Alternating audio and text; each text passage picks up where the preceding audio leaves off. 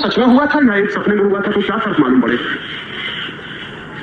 पीछे लौटकर देखने पर क्या फर्क मालूम पड़ेगा? जो भी हुआ था, जो सम्मान मिला था, जो अपमान मिला था, वो एक सपने में मिला था या सत्य में मिला? मरते क्षण आदमी को क्या फर्क पड़ता है कि जो जिंदगी उसने जी थी वो एक कहानी थी जो उसने सपने में देखी, या सच में ही वो जिंदगी घटी थी? इस जमीन पर कितने लोग रह चुके हैं हमसे पहले। हम जहां बैठे हैं उसके कण कण में न मालूम कितने लोगों की मिट्टी समाई है, न मालूम कितने लोगों की राख है। पूरी जमीन एक बड़ा शमशान है जिस पर मालूम कितने अरबों अरबों लोग रहे हैं और मिट गए हैं। आज उनके होने और न होने से क्या फर्क पड़ता है? वे जब रहे होंगे तब उन्हें जिंदगी मालूम पड़ी होगी कि बहुत सच्ची है। न जिंदगी रही उनकी, न वे रहे, आज सब मिट्टी में खो गए हैं। आज हम जिंदा बैठे हैं, कल हम भी खो जाएंगे। आज से 1000 वर्ष बाद हमारी राख पर लोगों के पैर चलते होंगे।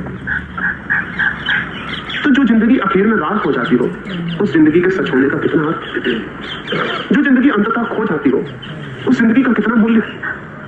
जिस च्वांतसे की मैंने बात कही, वही च्वांतसे एक बार एक गांव से निकलता है।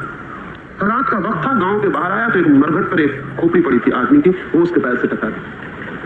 और कोई आदमी होता तो जोर से लात मार के उस खोपड़ी को अलग कर दिया होता, समझता कि अब सगुन हो गया, कहां बीच में खोपड़ी आ गई। लेकिन च्वांतसे तो बहुत अद्भुत आदमी था, उसने उस खोपड़ी को उठा के सिर से लगा लिया और बहुत बहुत क्षमा मांगने लगा कि क्षमा कर दो मुझे, भूल से मेरा पैर लग गया, अंधेरा है, रात है, मैं देख नहीं पाया कि आप भी यहाँ हैं। अब वो खोपड़ी थी आदमी के, मरे हुए आदमी के, न मालूम वो आदमी कम मर गया। च्वांतसे के मित्र उससे कहने लगे, क्या पागलपन करते हो, किससे क्षमा मांग रहे हो? च्वांतसे ने कहा, वो तो थोड़े समय के फर्क की बात है, अगर ये आदमी जिंदा होता तो आज मेरी मुसीबत हो जाती। लेकिन वे लोग कहने लगे, अब ये आदमी जिंदा नहीं है। च्वांतसे ने कहा, तुम्हें पता नहीं है, ये छोटे लोगों का मरघट नहीं है, ये गांव के बड़े लोगों का मरघट। मरघट भी अलग अलग होते हैं, गरीब आदमियों के अलग, अमीर आदमियों के अलग। जिंदगी में तो फर्क रहते हैं, मरने पे भी फर्क कायम रखते हैं। च्वांतसे ने कहा, ये किसी बड़े आदमी की खोपड़ी है, किसी साधारण आदमी की खोपड़ी नहीं है। अगर ये आदमी आज होता तो मेरी मुसीबत हो जाती। लेकिन वे लोग कहने लगे, अब ये नहीं है तो मुसीबत का सवाल क्या है? च्वांतसे ने कहा कि नहीं, क्षमा तो मुझे मांगनी ही चाहिए, और भी कई कारणों से मैं इससे क्षमा मांगता हूं और इस खोपड़ी को अपने साथ ही रखूंगा। उस खोपड़ी को अपने साथ ले गया और रोज सुबह उसको क्षमा मांगने लगा। मित्रों ने बहुत समझाया कि पागल हो जाओगे, इस खोपड़ी को अपने पास रख के क्षमा मांगने की जरूरत क्या है? च्वांतसे कहने लगा, कई कारण है, सबसे बड़ा कारण तो यह है कि ये बड़े आदमी की खोपड़ी है। लेकिन मित्र कहने लगे, सब खोपड़ियां मिट्टी में मिल जाती हैं, छोटी आदमी की भी और बड़े आदमी की, और मिट्टी कोई फर्क नहीं करती है कि कौन बड़ा सा कौन छोटा। और जब छोटे और बड़े सभी मिट्टी में मिल जाते हैं तो छोटे होना और बड़े होना कहीं एक सपना तो नहीं है जो मिट्टी सब सपनों को मिटा देती है और एक सा कर देती है? छोटा और बड़ा होना कोई असलियत नहीं मालूम होती, किसी सपने का ख्याल मालूम होता। फिर च्वांतसे कहने लगा, मैं इसलिए इसे अपने पास रखता हूँ कि अपनी खोपड़ी को भी याद करता रहूं कि आज नहीं कल किसी मरघट पर पड़ी रहेगी, चलते फिरते लोगों की ठोकर लगेगी और फिर मैं कुछ भी ना कर सकूंगा। जब आखिर में यही हो जाना है तो आज ही मेरे सिर में अगर किसी को पैर लग जाए तो नाराज होने की जरूरत क्या है? जब ये हो ही जाना है तो ये हो ही गया है। जो जानते हैं वो कहेंगे कि जो हो ही जाना है वो हो ही गया है। अगर जिंदगी मिट जानी है तो मिटी ही हुई है, और अगर जिंदगी मिट्टी में गिर जानी है तो मिट्टी में गिरी हुई है। ये थोड़ी देर का ख्वाब है, थोड़ी देर का सपना है कि लगता है कि सब ठीक है।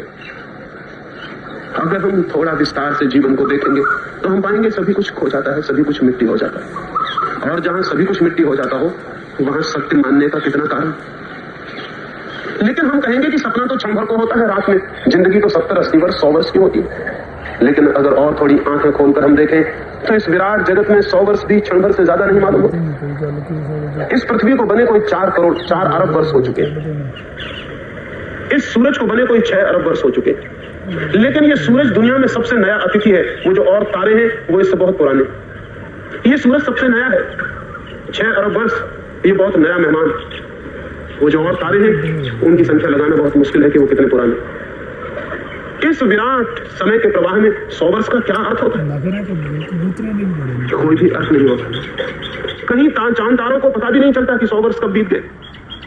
100 वर्ष ऐसे ही बीत जाते हैं जैसे घड़ी की टिक टिक बीत जाती है, हमारे क्षण बीत जाते हैं। इस विराट जीवन की धारा में 100 वर्ष का कितनी लंबाई है? कोई भी लंबाई नहीं है सर। मैंने सुना है एक आदमी मरा, वो आदमी बहुत कंजूस था, उसने जीवन भर पैसे ही इकट्ठे किए थे।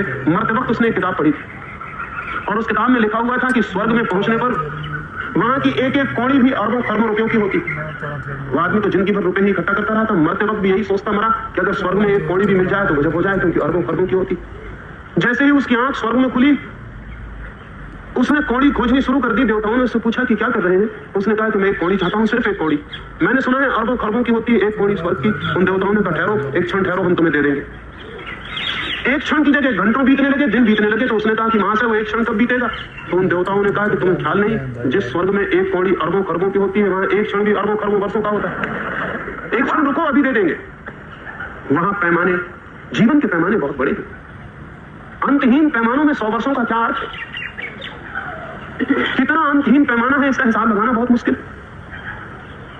कब से समय चल रहा है, कब तक समय चलेगा? बर्ट्रैंड रसल ने एक छोटी सी कहानी लिखी। उसने लिखा है कि एक चर्च का एक पादरी एक रात सोया और उसने स्वप्न देखा कि वो स्वर्ग के द्वार पर पहुंच गया, लेकिन द्वार इतना बड़ा है कि उसके ओर छोर का कोई पता नहीं चलता। वो सिर ऊपर उठा के देखता है, लेकिन उसका कोई अंत नहीं। वो उस द्वार पर जोर जोर से थपकी देता है, लेकिन उतने बड़े द्वार पर उस छोटे से आदमी की थपकियों का क्या आवाज पैदा होता है? उस अंतहीन सन्नाटे में कोई आवाज पैदा नहीं होती।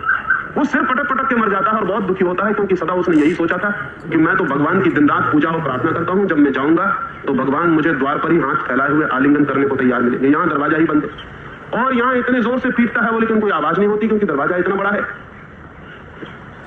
बहुत चिल्लाने, बहुत शोरगुल मचाने पर एक खिड़की दरवाजे में से खुलती है और कोई झांकता है, लेकिन वो पादरी घबरा जाता है और द्वार की सन में सरक जाता है, क्योंकि वे आंखें इतनी तेज हैं, और एक दो आंखें नहीं, हजार हजार आंखें हैं। वे इतनी तेज हैं कि वो घबरा जाता है और चिल्ला के कहता है, कृपा करके भीतर हो जाइए और वहीं से बात करिए, देखिए मत। एक एक आंख, एक एक सूरज मालूम पड़ती। वो कहता है, हे भगवान, आपके दर्शन हो गए, बड़ी कृपा हुई। लेकिन वो जो आदमी झांकता है द्वार से, वो कहता है, मैं भगवान नहीं हूँ, यहाँ का द्वारपाल। और तुम कहाँ छिप गए हो, मुझे दिखाई नहीं पड़ते। कितने छोटे आदमी हो, कहां से आ गए हो? वो जो हजार हजार आंखों वाला आदमी है, उसको भी वो कहीं दिखाई नहीं पड़ता, तो इतना छोटा है। उस पादरी के मन में बड़ी दीनता मालूम होती है कि मैं सोचता था भगवान द्वार पर मिलेंगे, ये तो केवल द्वार का चपरासी है। वो पादरी कहता है कि आपको पता नहीं कि मैं आने वाला था? उस द्वारपाल ने कहा कि तुम जैसा जीव जंतु पहली बार ही देखा गया अनंत काल में, कहां से आए हो? उसने